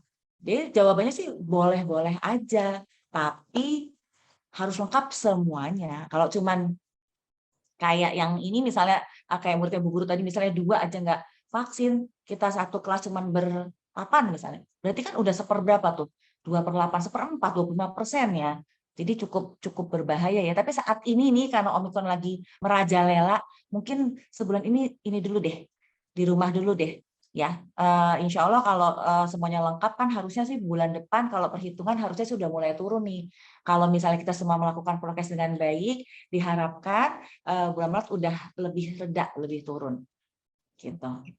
Nih, dok, jadi banyak yang WhatsApp aku loh. Nih nanti Apa nih? ya dokter Atila bisik-bisik naruh maskernya apa ya Allah, kita teror ntar dokter Atila. Masya Allah. Kayaknya udah jadi langsung mau cari nih orang tua kan dok, pasti karena memang ya anak lagi ya, apalagi susah banget kadang kan awal-awal itu untuk pakai masker ya dok. Betul, Nah ini betul. ada pertanyaan dok, kalau prediksi dari Ikatan Dokter Anak Indonesia untuk Lebaran nanti tuh kira-kira sudah kembali normal belum ya dok? Gitu seperti negara-negara kayak Eropa gitu, Amerika kan kayaknya udah oke, it's just a flu gitu, atau akan lebih lama Ya, karena masih banyak nih kita yang belum vaksin gitu dok. ya. Jadi prediksinya kalau ya, namanya prediksi ya. Jadi kalau seluruh masyarakat Indonesia bisa taat prokes dan semua yang dewasa sudah divaksin, termasuk anak-anak yang sudah di atas 6 tahun, insya Allah bisa. Ini kalau loh, dengan prokes yang ketat. Tapi saat ini kita lihat di Jakarta aja. Contohnya tadi pasien aku, udah tahu positif, masih jalan ke mall loh. Positif loh dia, itu baru satu yang ketahuan, kita nggak tahu yang lainnya gitu loh. Terus udah gitu orang juga nganggap, Omikron mah ringan, gitu kan. Sebanyak sekali orang-orang yang bilang, udah tenang aja, paling cuma batuk pilek 5 hari sembuh. Nah, karena berpikir seperti itu, jadi mereka masih berkegiatan. Padahal secara nggak sengaja dia itu membawa kuman. Nah, kalau memang semua bertabiat seperti ini, ya kayaknya Lebaran belum bisa ngumpul-ngumpul lagi. Ya kan? Karena takutnya itu dia, karena memang kita belum taat prokes. Jadi saran aku, please dong kita semua kalau bisa nih, kan puasa masih sebulan lagi. Kalau bisa sebulan ini nih kita benar-benar taat prokes, jangan kemana-mana dulu, please. Nanti pas bulan puasa awal baru deh kita siap-siap mau ke mall sebentar beli baju atau apa boleh kan. Tapi sekarang beli baju mah enak ya, udah bisa lewat online kan, gitu kan. Jadi kalau taat prokes, vaksinasi lengkap bisa. Tapi kalau seperti saat ini kelakuannya masih menganggap enteng Omikron, ya nggak bisa gitu jawabannya. Jadi masih belum tahu. Jadi sebenarnya walaupun misalnya mungkin itu ini nggak sih dok untuk kayak sebenarnya sugesti biar nggak stres, tapi tetap kita harus balik ke prokes itu ya. Maksudnya kalau udah tahu memang positif ya udah di rumah rawat diri dulu, isoman dulu gitu kali ya. Karena kalau masih jalan-jalan aku juga bingung sih walaupun dia Iya, positifnya mild gitu ya. betul. Karena kalau kita positif itu kan nularin orang loh. Itu mungkin yang belum tersadarkan oleh beberapa orang ya. Jadi kalau kita udah positif, please di rumah 10 hari loh. Emang lama, 10 hari emang bosan, tapi ya gimana? Emang kita lagi dikasih hadiah sama Allah untuk istirahat, malah mungkin kita nganggapnya jangan, aduh ngapain nih gue 10 hari? Mungkin kita balik ya, wah 10 hari aku ngapain ya? Mungkin aku bisa ngapain di rumah, beres-beres rumah atau apa gitu. Tapi jangan kemana-mana, karena itu sangat menularkan. Dan pasien aku tahu banget ya, well educated ya. Jadi aku langsung berpikir, ya Allah, dia itu loh sarjana loh, kok begini? Apalagi misalnya orang-orang yang misalnya masih belum sarjana tapi udah gitu pusing, banyak kerjaan di rumah, mesti kesana sini. Jadi ya itu tadi saya jadi bingung sendiri, terus tadi itu saya sampai bingung, aduh gimana ngasih tahu, tapi saya pikir saya harus kasih tahu, makanya aku kasih tahu dengan bahasa perlahan tapi mudah-mudahan mengena ya, karena juga nggak mungkin aku marahin dia ya, namanya juga kita sudah dewasa, sama-sama dewasa ya. Jadi ya itu dia, mungkin kesadaran untuk diri sendiri dulu kali, dari diri kita sendiri dulu, nanti baru ke keluarga, baru ke yang lain. Itu kenapa dokter-dokter, apalagi dokter anak tuh udah ngamuk-ngamuk ya dok ya di mana-mana maksudnya. Karena tingkat kematiannya juga meningkat ya sebenarnya gitu kan. Walaupun ya alhamdulillah yang Omikron ini mudah-mudahan tingkat infeksi aja tapi tingkat kematiannya enggak ya dok. Banyak. Ya. Tapi ada infeksi berat juga loh Tia sebetulnya, tapi memang tidak terblow up sih. Ya. Kemarin aku dengar dari teman-teman aku yang cerita yang kerja di rumah sakit, memang sebenarnya ya masih banyak sih. Nah ini mungkin kita tutup satu pertanyaan terakhir dari Mbak Putri nih yang udah angkat tangan. Silakan Mbak Putri. Assalamualaikum warahmatullahi wabarakatuh, dokter. Waalaikumsalam. Iya, sebelumnya mohon maaf, saya izin untuk tidak mengaktifkan kamera karena kondisi tidak memungkinkan untuk mengaktifkan kamera, dokter dan host. Ya, nggak apa-apa, ngerti lagi sibuk ya. Lagi nggak pakai jilbab kayaknya nih. Salah satunya, dok. Nggak apa-apa kok, silahkan. Oke, dokter, perkenalkan nama saya Puri. Kebetulan saya bekerja sebagai manajer di salah satu sekolah non-formal. Dan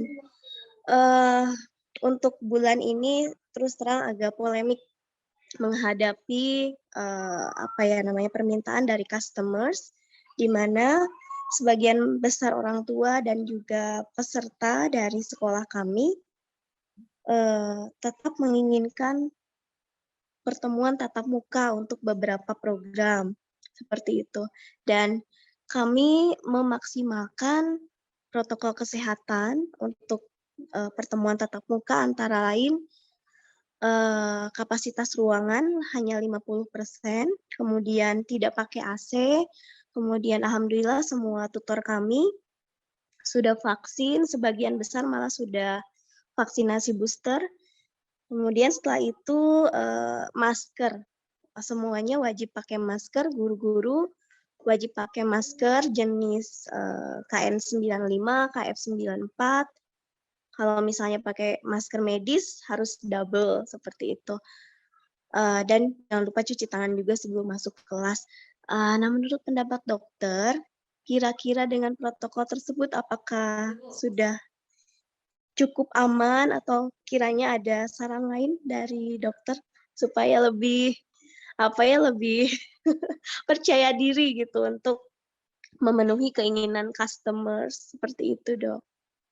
Mungkin itu dulu pertanyaannya, terima kasih. Iya, terima kasih. Langsung saya jawab ya, Tia ya. Maaf, Puri, satu kelas berapa orang sekarang? Satu kelas hanya 9 orang. 9 orang dari total kapasitas ruangan 15 sampai 20. Oke, saya boleh tahu ukuran kelasnya nggak, berapa meter kali berapa meter? Oh, boleh. Kurang lebih di 10 meter kali 8. 10 kali 8. Rata-rata ukuran kelasnya segitu, dok. Oh, oke. Cukup besar ya. Tapi kalau berdasarkan yang tadi aku share dari Harvard, biasanya kalau untuk ukuran segitu dia di bawah 8 sih harusnya. Jadi mungkin bisa dibagi 3 tuh. Ya kan tadi 20, mungkin lebih ideal dibagi 3 sehingga mungkin 7 aja. Karena kan dia 8 kali 10 berarti 80 meter square ya. Ya. Terus apakah dia terbuka sekolahnya atau bentuknya jendela-jendela gitu? Jendelanya ada 3 di setiap kelas dan gede-gede. Jendelanya pasti dibuka, Dok. Karena sebelum pandemi Ya. kan biasanya ditutup karena pakai AC. Karena ketika pandemi Maret kita sudah mulai memberlakukan protokol kesehatan, nggak pakai AC, jadi jendelanya pada dibuka semua. Ya, setuju. Jadi idealnya yang tadi dari Harvard itu dia jendela itu dari kaca dan terbuka semua tuh. Semua sisi ya. Jadi 4 sisi itu terbuka. Yang ini ya kita ngomong yang ideal dulu. Tapi kalau misalnya kelasnya Mbak Puri ada 3 besar-besar, kayaknya harus pakai HEPA deh. Tambahan. Soalnya kalau 3 kan berarti dia masih sisi masih tertutup. Kalau 3 kan kalau hitung-hitung 1 sisi aja satu jendela, kalau 4 sisi kan berarti baru 30% ya kan. Jadi saran aku udah bagus, betul banget nggak pakai AC, dibuka, tapi mungkin kalau bisa siapkan HEPA karena HEPA itu akan menyerap, menyedot si virus-virus tersebut. Gitu, itu tambahannya. Dan maskernya udah benar, bagus banget, udah memakai apa tadi KN94 dan 95. Mudah-mudahan nggak sesak ya. Karena saya aja sekarang praktek pakai mic udah kayak petugas. Udah biasa, Dok. Enggak ya. Saya udah kayak petugas di bioskop yang nomor berapa aku udah pakai mic pakai ini karena 95 itu kan ini banget, sesak banget ya. Jangan lupa ganti udah untuk biasa, gurunya, Dok. jangan lupa udah biasa ya. Jangan lupa itu loh, apa namanya tuh, ganti juga loh pakai maskernya ya, karena sesudah 3 jam kita keluar-keluar, kita ngomong, itu ludah kita nggak nempel ke masker. Jadi yang idealnya, ini kita ngomong ideal kan ya, jadi 4 jam sudah memakai. Kalau kita ngomong nih, kalau kita nggak ngomong mah boleh sehari. Tapi kalau kita ngomong, masalahnya kita kan guru, kita ngomong kayak aku kalau praktek kan ngomong terus. Nah itu biasanya 4 jam sudah harus diganti begitu. Tapi secara garis besar udah oke kok. Tinggal mungkin tambahkan HEPA ya, Mbak Puri ya, untuk di kelasnya kalau misalnya bisa. Selamat ya, semoga lancar PTM-nya. Iya, terima kasih, Dok. Sehat terus. Terima kasih. Wah, iya. Assalamualaikum. Waalaikumsalam. Tadi Waalaikumsalam. terjawab, Dok, yang kalau kalung air purifier itu sebenarnya efektif nggak sih, Dok? Nah, itu tergantung isinya. Jadi sekarang tuh banyak banget ya yang jualan di Instagram. Ya, kita tuh harus cerdas nih kami people. Sebagai ibu, kita harus cerdas. Pokoknya baca dulu kandungannya. Ya karena ada tuh cuma gitu, tapi kalau kita baca kandungan nggak ada apa-apa. Baca deh, ada tuh. Aku pernah pasienku bawa, Dok ini bagus nggak? Pas saya baca kandungannya di mana ya? Nggak ada. Cuma tulisan Cina, cek gitu. Jadi aku bingung. Wah, apa ya? Saya nggak ngerti. Aku bilang, kita tanya dulu deh ke yang sekolah di sastra Cina biar dijelaskan apa. Ternyata pas kita seminggu kemudian nggak ada, dia nggak jelasin isinya gitu loh. Jadi sebetulnya kalau dia air purifier yang benar, dia akan menjelaskan isi kandungannya. Kalau kandungannya jelas, boleh. Namanya juga ikhtiar kan? Ya, tapi kalau cuma tulisan nggak penting, tulisan apalagi sekarang banyak tulisan-tulisan kanji gitu, mungkin jangan dibeli yang kayak gitu. Ya. Isinya tuh apa, Dok? Jadi ada kandungannya. Jadi biasanya ada persentase. Jadi dia di dalamnya itu nanti bisa menyaring CO2. Nanti dia ada tulisan CO2 berapa persen gitu. Nah, itu aman tuh. Tapi kalau nggak tulisan kayak gitu, HEPA yang dokter kasih tahu ya, yang di slide itu dari CO2 itu berapa gitu ya. Nanti ada tuh di situ. Nanti tinggal baca, ada referensi baca di situ. Tapi kalau nggak ada tulisan itu cuman kanji-kanji gitu, jangan beli. Sekarang kan ada tuh yang mahal. Tapi ternyata dicek lagi nggak jelas. Makanya saya bisa, wah ini apa ya, saya nggak ngerti. Terus untung waktu itu ada pasien yang sastra Cina, tapi kita tanya-tanya, ya aku di sastra Cina, Dok, coba bacain dong. Pas dibaca, enggak, dia nggak jelasin kandungannya. Gitu, dia cuma bilang aman dipakai dalam kok gitu kan kita namanya baca kanji kita nggak ngerti ya gitu. Jadi ya kita harus cerdas nih prinsipnya saat ini karena banyak banget orang yang mungkin nggak sengaja mencari mencari keuntungan di tengah kepanikan kita menghadapi COVID ini. Jadi prinsipnya sih oke kalau benar isinya. Benar ya, Dok. Jadi intinya ada kandungan sih untuk penyaring CO2 itu ya. Ya, betul. Terakhir deh, aku nggak bisa nolak nih pertanyaan ini. Aman nggak vitamin yang dijual bebas untuk dikasih ke anak sekarang ini? Karena kan banyak banget ya, Dok, sekarang merek vitamin. Dan titik kritisnya di mana pada saat anak-anak harus langsung swab antigen, apa demam itu udah langsung dia di antigen atau di PCR, atau tunggu misalnya oke, kemarin ketemu yang positif seperti yang dewasa kayak gitu atau gimana, Dok? Ya. Oke, jadi pertanyaan kedua dulu ya. Ya. Jadi apa namanya untuk swab. Jadi kalau misalnya demam dan punya dana, swab PCR udah paling oke deh. Dan sekarang kan alhamdulillah udah lebih turun ya, nggak semahal itu kan 900.000, sekarang udah lebih rendah 275. Jadi saran aku sih kalau emang ada lagi punya uang ya lebih baik sih PCR karena itu sangat menangkap si virusnya. Tapi kalau misalnya, aduh dokter masih ada keperluan nih mau ini mau itu, kalau udah demam sih antigen. Ya pokoknya sekarang kalau demam aja saat ini ya minggu-minggu ini nih karena anak-anak itu yang aku bilang tadi gejalanya bukan batuk pilek lagi loh sekarang. Jadi ada gejala dia itu diare. Demam dan diare, satu lagi saya tadi lupa kasih tahu. Ada gejala demam dan bercak-bercak ruam-ruam di pipi.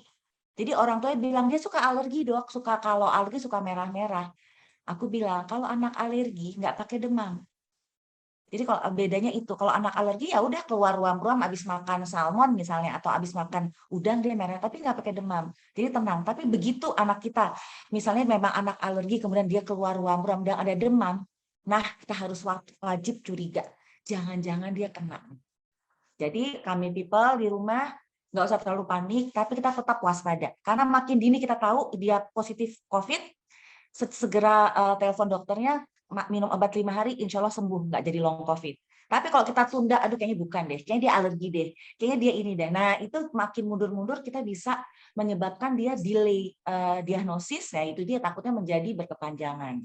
Yang Jadi, seperti apa? Sorry dok, jadi waktu apa? Optimal itu untuk tahu kita harus swab atau PCR setelah kontak tuh kapan dok gitu? Karena itu langsung. Kalau untuk antigen ya, kan sekarang udah banyak nih di rumah pada punya antigen kan, langsung aja antigen. Tapi kalau misalnya masih negatif, tunggu 3 hari. Idealnya swab PCR itu 3-5 hari sesudah infeksi untuk PCR ya. Untuk PCR. Tapi kalau misalnya lebih baik langsung kalau memang misalnya aku baru dapat berita ya misalnya kita oh kemarin ketemu terus oh ternyata dia positif kan biasanya sekarang suka saling ngabarin gitu ya dok. Ya betul. Nah, baiknya untuk anak-anak pun misalnya anak ikut sama aku gitu. Itu ya. Baiknya anak-anak langsung antigen aja kalau PCR langsung. tetap antigen. Langsung antigen, kalau PCR tunggu sama 3-5 hari. Sebetulnya gini, kalau PCR swab tuh juga bisa nangkap lebih, tapi kan dia rada mahal nih. Jadi kalau mau PCR swab sebetulnya boleh-boleh aja awal, gitu loh. Paling ideal kan PCR. PCR boleh, nggak apa-apa. Cuman kan biasanya suka negatif dulu, kita udah senang. Nah, jangan senang dulu, itu maksudnya. Kalau sudah ada riwayat bertemu, wah kemarin kita makan, ternyata dia positif kan suka ngasih tahu nih sekarang.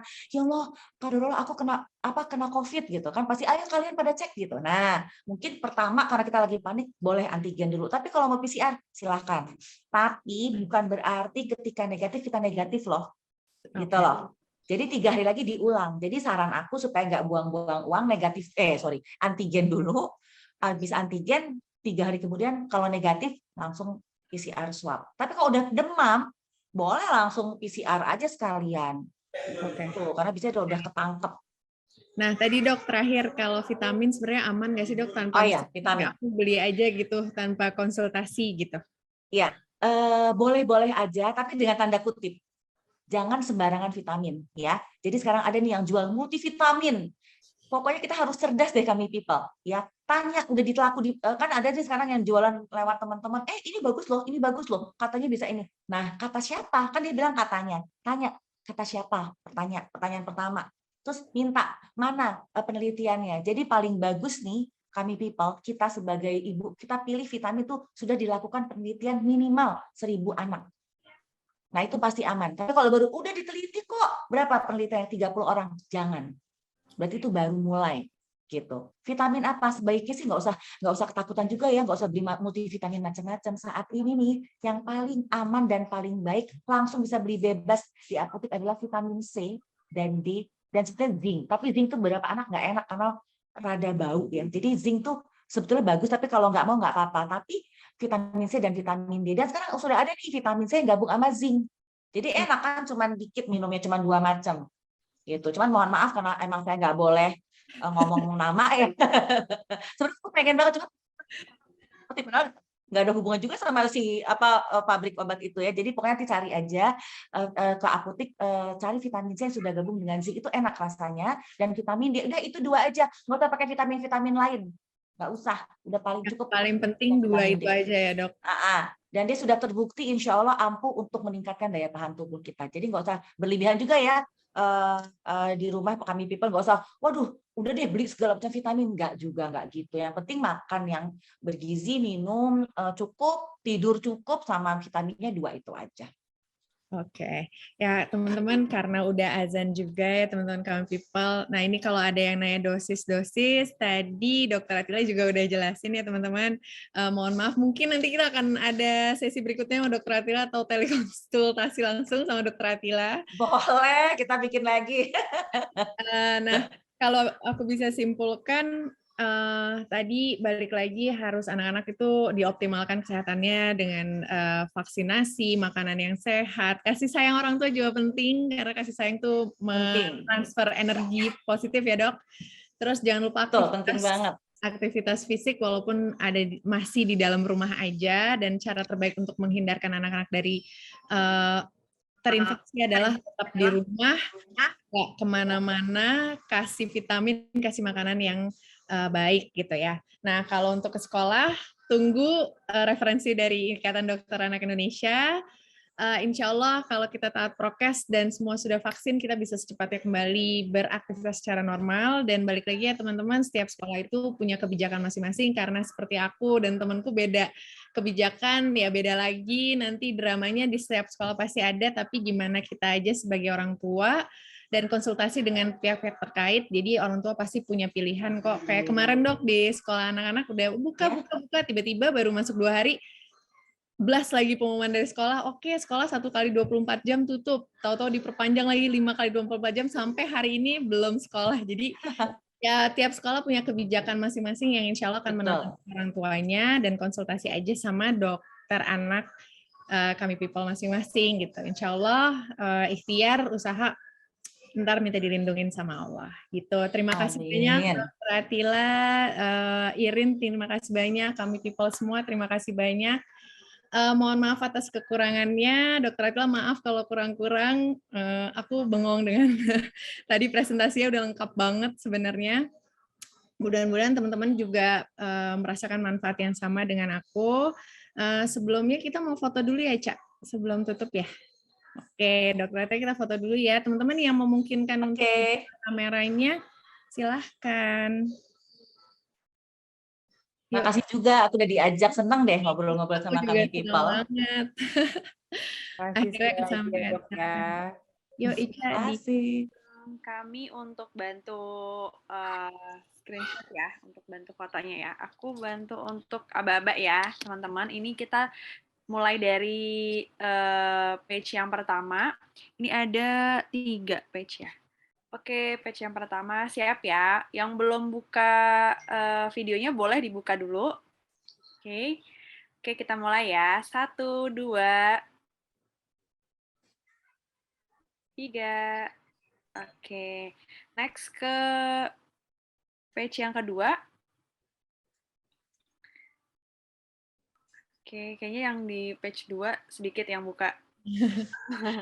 Oke, nggak apa-apa ya. 1, 2.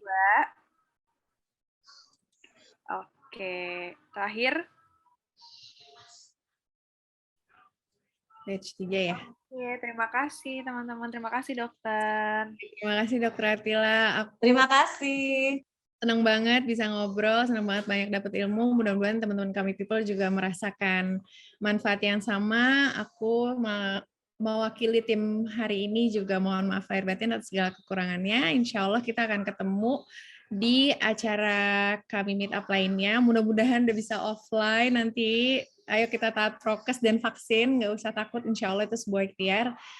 Dan pengumuman untuk teman-teman semua partisipasi yang berpartisipasi hari ini, ada voucher dari kami, akan ditayangkan nggak ya? Atau pasti dikirim ke email ya? Ya, dan juga ada di grup ya untuk teman-teman yang sudah bergabung. Untuk teman-teman yang join di grup, nanti ada ada infonya di grup, atau kalau enggak pasti di-blast di email. Terima kasih banyak semuanya. Assalamualaikum warahmatullahi wabarakatuh. Thank you, Dok. Thank you, Irin. Thank you. Waalaikumsalam. Terima kasih. Assalamualaikum. Assalamualaikum. Warahmatullahi.